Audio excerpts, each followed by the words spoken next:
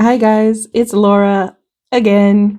This time I wanted to talk to you about this really cool nightlight that I got. This is from Bath and Bodyworks, and it's part of their villain collection. The villains collection is based off of Disney characters. Um, One is the Evil Queen, and then the other one is Maleficent, which is a character originally from the Sleeping Beauty films, or Sleeping Beauty film from like the 1950s, I think. When I was a kid, I remember watching that movie and I thought Maleficent was pretty cool. I liked all of those dark parts of that film. And I am aware that there were some new movies that they've made in the last, I don't know, probably decade. And I'm going to confess I have never watched them. So I don't know the new Maleficent stuff. Um, so long story longer, this is the nightlight. And it kind of got my attention because I just think it looks so cool. It's kind of a greenish stained glass window with purple roses along the bottom.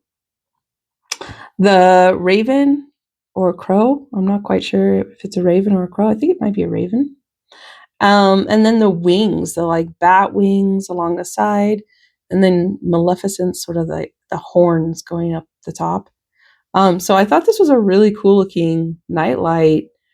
Even if you like Maleficent or if you didn't like Maleficent, I just think it's a cool looking piece. So I was interested to get it, but I waited and waited and waited till there was finally some sort of a sale. Um, and I'm glad I did. So I did plug it in and it looks really pretty on. I really like it. It is just by chance um, on sale. Like I think Bath and Body Works has some sort of sale going on this weekend, 40% off or something. So instead of being like $24.95, which is pretty expensive, it's now at least down to 14 something, 14.95.